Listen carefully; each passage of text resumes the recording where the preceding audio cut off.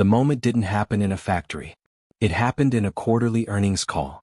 In mid-2018, General Motors told investors that U.S. trade policy had just wiped roughly $1 billion off its profits. Not from a recall. Not from a recession. From tariffs. This mattered because those tariffs were sold as protection. They were supposed to strengthen American manufacturing, not drain it. And that single disclosure became the first clear signal that something had gone badly wrong inside the North American auto industry. Subscribe to stay with me because once you follow what happened next, the long-term consequences look very different from what most headlines suggested. Here's the documented sequence. In 2018, the Trump administration imposed steel and aluminum tariffs under Section 232 of the Trade Expansion Act, citing national security concerns. According to reporting from Reuters and the Associated Press, these tariffs applied not only to China, the ostensible target, but also to close U.S. allies including Canada, Mexico, and the European Union. The steel tariff was set at 25%. Aluminum faced a 10% duty.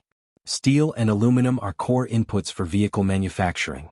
The average car or truck contains roughly 2,400 pounds of steel and 300 pounds of aluminum.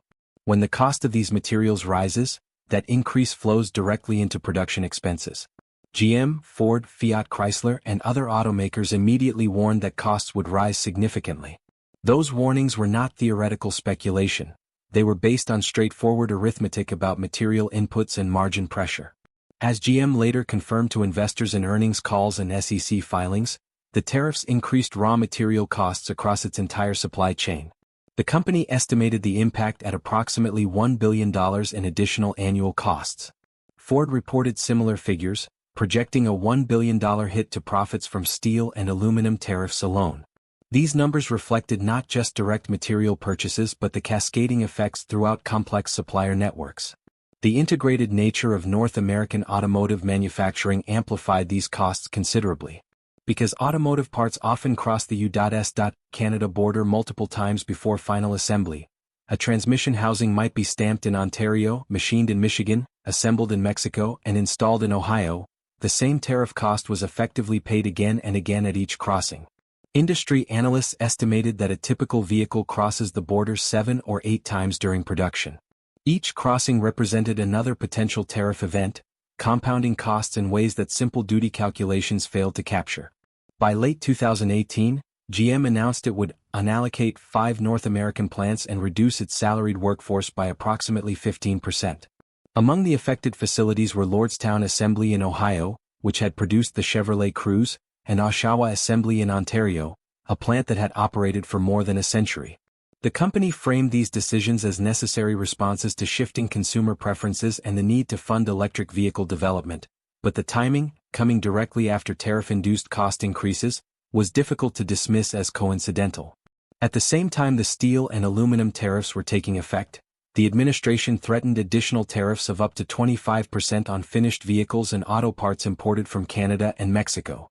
The Commerce Department initiated a Section 232 investigation into automobile imports, raising the prospect of dramatically higher costs for any vehicle or component crossing North American borders. According to contemporaneous reporting by Reuters and Politico, this uncertainty caused automakers to freeze long-term investment decisions. Capital expenditure plans were delayed or scaled back as executives struggled to model future costs in an unpredictable trade environment. Instead of expanding U.S. production as the tariff policy intended, companies shifted into defensive planning mode. New plant announcements slowed. Expansion projects were put on hold. Some production moved to countries outside the tariff disputes entirely. The policy designed to strengthen American manufacturing had, in practice, created conditions that made domestic investment riskier and less attractive. The pattern that emerged was one familiar to economists who study trade policy. Tariffs imposed on industrial inputs raised costs for downstream manufacturers, squeezing margins and forcing difficult choices about where to produce, what to build, and how many workers to employ. The jobs saved in steel production, estimates varied but generally fell in the low thousands, were offset by job losses in steel-consuming industries which employed far more workers. The automotive sector, as one of the largest consumers of steel and aluminum in the American economy, bore a disproportionate share of this burden. None of this is to suggest that trade policy was the sole factor in GM's restructuring decisions or the broader challenges facing the automotive industry. Consumer preferences were genuinely shifting away from sedans toward SUVs and trucks. Electric vehicle development genuinely required massive capital investment. Global automotive competition was genuinely intensifying. But tariff policy added significant, measurable costs precisely when the industry could least afford them, and the uncertainty surrounding potential future tariffs discouraged the domestic investment that might have otherwise occurred. If you've worked in manufacturing or seen similar cost shocks ripple through an industry, you probably recognize this pattern. The way a price increase at one point in the supply chain creates cascading effects, the difficulty of long-term planning amid policy uncertainty, the defensive crouch that replaces strategic expansion. Feel free to share that experience in the comments. This crossed a line, not politically but institutionally. Section 232 of the Trade Expansion Act of 1962 was designed for genuine national security emergencies. The statute grants the President authority to restrict imports that threaten to impair national security, a power Congress intended for situations where foreign dependence on critical materials could compromise military readiness or essential civilian infrastructure during conflict. Historically, it was used sparingly, invoked only a handful of times over several decades, and primarily against strategic adversaries or in contexts where the security rationale was direct and demonstrable. The 2018 application represented something categorically different. Applying Section 232 broadly to allied countries, Canada, Mexico, the European Union, Japan, South Korea, disrupted decades of integrated supply chains that U.S. manufacturers themselves helped design and that previous administrations had actively encouraged through trade agreements and diplomatic engagement. The North American automotive supply chain in particular was not an accident of geography or an unintended consequence of globalization. It was the deliberate result of policy choices, corporate strategy, and binational cooperation spanning generations. NAFTA, whatever its flaws, created a framework that allowed companies to optimize production across borders with confidence that the rules would remain stable. The national security justification for tariffs on Canadian steel strained credibility. Canada had been a defense partner and NATO ally for 7 decades. Canadian and American forces had fought together in multiple conflicts. The countries shared NORAD, the Joint Aerospace Defense Command. The notion that Canadian steel imports represented a threat to American national security was, to many observers, difficult to reconcile with the actual relationship between the two countries. Legal scholars and trade analysts noted at the time that this use of Section 232 blurred the line between security policy and industrial leverage. Writing in law reviews, think tank publications, and policy journals, they warned that invoking national security for what appeared to be economic protection set a problematic precedent, both domestically and internationally. If the United States could claim security concerns to justify tariffs on allied nations, other countries could do the same, and the entire framework of international trade rules could begin to erode. The World Trade Organization, despite its limitations, operates on the principle that trade restrictions should be predictable and subject to agreed-upon rules. National security exceptions exist within WTO frameworks, but they were understood to be narrow, reserved for genuine emergencies rather than routine commercial disputes. When the world's largest economy began using security exceptions expansively, it invited reciprocal action and undermined the institutional architecture that had governed global trade for decades. This matters because global manufacturing depends on predictability. Companies making capital investment decisions, whether to build a new plant, expand an existing facility, or develop a new product line, need to model costs and revenues years or even decades into the future. They can adapt to high tariffs or low tariffs, strict regulations or permissive ones so long as they know what to expect. What they cannot easily manage is volatility itself. When policy becomes unpredictable, when tariffs might appear or disappear based on factors outside any discernible framework, the rational response is caution. Companies stop investing for growth and start investing for survival. They build smaller, more flexible facilities rather than large-scale efficient ones. They hold cash rather than deploy it. They diversify supply chains not for efficiency but for resilience against arbitrary disruption. All of these responses are individually rational but collectively costly. They reduce productivity, slow innovation, and ultimately diminish economic growth. The institutional damage extended beyond immediate economic effects. Trust, once broken, is difficult to rebuild. Allied governments that had relied on American policy consistency began hedging their bets, pursuing trade agreements with other partners and reconsidering their dependence on U.S. markets. The European Union accelerated negotiations with Japan, Canada, and Mercosur countries. The message received in foreign capitals was that American commitments could shift rapidly and that building economic relationships around U.S. policy stability had become riskier than previously assumed. Institutions are not self-executing. They require maintenance, respect for norms, and restraint in the use of exceptional powers.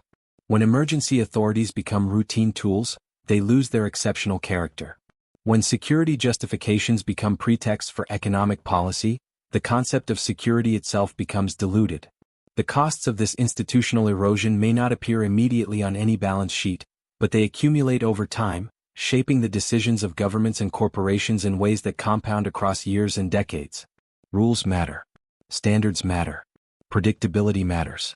The strength of an economic system lies not just in its size or productivity but in the reliability of its governing framework.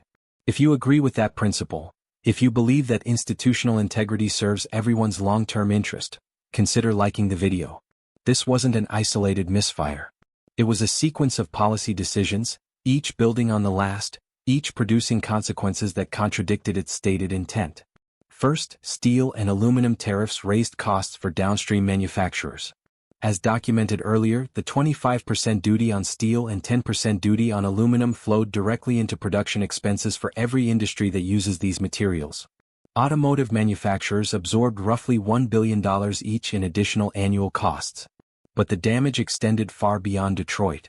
Appliance makers, construction firms, machinery producers, and countless small manufacturers faced the same arithmetic: higher input costs with limited ability to pass them to consumers in competitive markets. The tariffs protected a relatively small number of jobs and primary metals production while imposing diffuse costs across a much larger manufacturing base. Second, persistent tariff threats against finished automobiles and auto parts created investment paralysis across North America. The Section 232 investigation into automotive imports hung over the industry for months, with the possibility of 25% tariffs on vehicles and components. Even after the immediate threat receded, the precedent had been established. Trade policy could shift dramatically with little warning, and long-term investments made under one set of assumptions might become uneconomical overnight. Executives who might have committed billions to new U.S. facilities instead adopted wait-and-see postures. Capital that might have flowed into American plants remained on balance sheets or went elsewhere. Third, renegotiation of NAFTA into the United States-Mexico-Canada agreement increased regional content requirements substantially, tightening North American integration rather than loosening it. The USMCA raised automotive rules of origin from 62.5% to 75% regional content for vehicles to qualify for duty-free treatment. It added labor value content requirements mandating that a significant portion of production occur in high-wage facilities.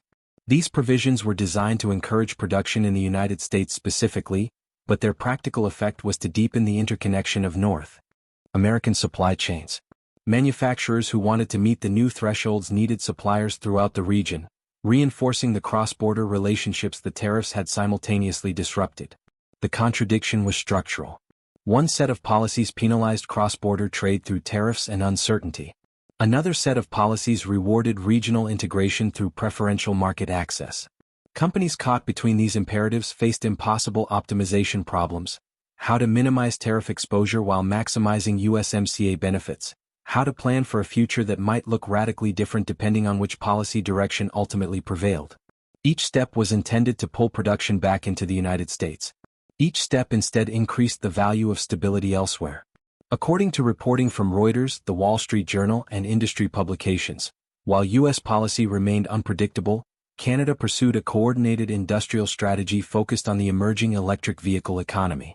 Federal and provincial governments worked together to attract battery manufacturing, secure critical mineral supply chains, and position the country as a reliable partner for automakers navigating the transition away from internal combustion engines. The results were tangible.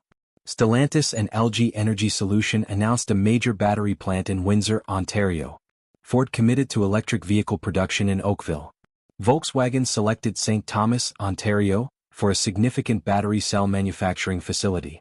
These investments represented billions of dollars and thousands of jobs, the precise outcomes American policy had sought to capture. The Canadian approach was not simply a matter of offering larger subsidies, though incentives played a role. It was a matter of coherence. Companies evaluating North American investment options could look at Canada and see a clear policy trajectory: support for electrification, stable trade relationships, workforce development aligned with industry needs, and governments at multiple levels working toward consistent objectives. They could look at the United States and see contradiction, uncertainty, and the possibility of dramatic policy reversals depending on election outcomes. Stability became a competitive advantage. Predictability became a form of industrial policy more effective than any tariff. This pattern, policies designed to strengthen domestic industry that instead drove investment toward more stable jurisdictions, was not unique to automotive manufacturing. It appeared across sectors where long-term capital commitment required confidence in future conditions. And it illustrated a broader truth about economic competition in an integrated global economy. Countries compete not only on costs and capabilities but on the reliability of their institutional frameworks. Different approaches produce different outcomes. The United States pursued confrontation and leverage. Canada pursued coordination and consistency. The investment flows that followed reflected not just immediate incentives but assessments of long-term risk. Do you see this as a broader pattern, a systematic relationship between policy volatility and capital flight, or as a series of disconnected failures, each attributable to specific circumstances? That question is worth discussing because the answer shapes how we think about industrial policy going forward. The consequences were concrete. They showed up in earnings reports, plant closure announcements, and the economic trajectories of specific communities. GM estimated that tariffs cost the company more than $1 billion in 2018 alone. Ford reported similar figures. Across the automotive sector, the cumulative impact reached into the tens of billions when accounting for direct costs, supply chain disruptions, and the opportunity costs of delayed investments. That capital did not go into research and development. It did not go into worker wages or training programs. It did not go into new factories or production lines. It went to cover the cost of a policy choice, absorbed into margins, passed to consumers where possible, or simply subtracted from what might otherwise have been productive deployment. In November 2018, GM announced it would idle Lordstown Assembly in Ohio, ending production of the Chevrolet Cruze.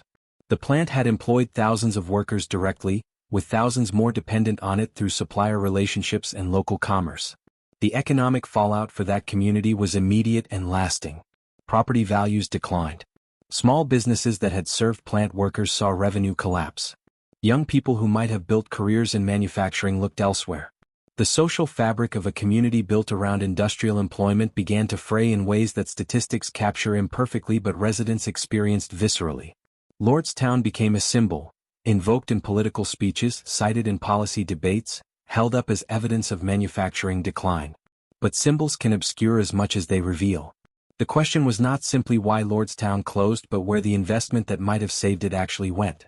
Oshawa Assembly in Ontario initially faced the same fate. GM announced plans to end production there as well, threatening a facility that had operated for more than a century and employed thousands in a community similarly dependent on automotive manufacturing. The parallels to Lordstown were obvious. The outcomes diverged. Canada's federal and provincial governments negotiated directly with GM, offering a combination of policy certainty and targeted support for future-oriented production. The approach was pragmatic rather than confrontational. Officials worked to understand what the company needed to justify continued investment and structured incentives around those requirements. Rather than demanding production through threats or penalties, they created conditions under which production made business sense. Over time, the results accumulated. Canada secured major electric vehicle and battery investments that positioned the country at the center of North American electrification. Volkswagen announced a large battery cell manufacturing facility in St. Thomas, Ontario, an investment valued in the billions and expected to create thousands of jobs. Stellantis partnered with LG Energy Solution to build a battery plant in Windsor, directly across the river from Detroit.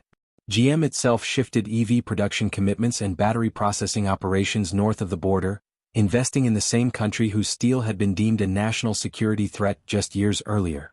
The pattern extended beyond any single company or announcement. Battery materials processing, a critical bottleneck in EV supply chains, increasingly concentrated in Canadian facilities. Mining operations for nickel, lithium, cobalt, and other essential minerals expanded with government support and regulatory frameworks designed to accelerate development. The infrastructure for an electrified automotive future took shape, not in the country that had sought to dominate it through tariffs, but in the country that had offered stability. When the United States later passed the Inflation Reduction Act, With its substantial subsidies for electric vehicles and battery production, Canada successfully negotiated inclusion under North American sourcing rules. Vehicles and batteries produced in Canada would qualify for U.S. consumer tax credits, preserving Canadian access to the American market despite the Act's domestic content provisions. According to reporting from the New York Times and Bloomberg, this decision reflected American recognition of dependence on Canadian critical minerals and manufacturing capacity. The leverage had shifted. The United States needed Canadian resources and production to meet its own electrification goals. The result is a paradox that illuminates the limits of coercive trade policy. U.S. tariffs and the subsequent policy response through the IRA did increase North American integration, binding the continent's automotive industry more tightly together. But they shifted its center of gravity. Canada emerged not as a subordinate supplier but as an essential partner whose cooperation required accommodation rather than compulsion. The factories that might have been built in Ohio or Michigan or Indiana were built in Ontario instead. The jobs that might have anchored American communities anchored Canadian ones. The investments that might have demonstrated the success of confrontational trade policy instead demonstrated its failure. Stay with me because the final takeaway goes beyond trade or politics. It concerns how systems respond to pressure, and what happens when leverage produces the opposite of its intended effect. The lesson here isn't that trade policy doesn't matter. It's that how it's applied matters more than slogans. Tariffs can protect industries. They can also distort them. In this case, volatility punished domestic manufacturers, rewarded stability, and accelerated a strategic shift the policy was meant to prevent. The United States didn't lose manufacturing because of foreign competition alone. It weakened its position by underestimating how capital responds to uncertainty. This isn't about blame. It's about understanding cause and effect. Because once supply chains move, they rarely move back. If you want more calm, fact-driven breakdowns that explain what headlines leave out, consider subscribing. And if this issue affects your community, your work, or your industry, your perspective belongs in the comments.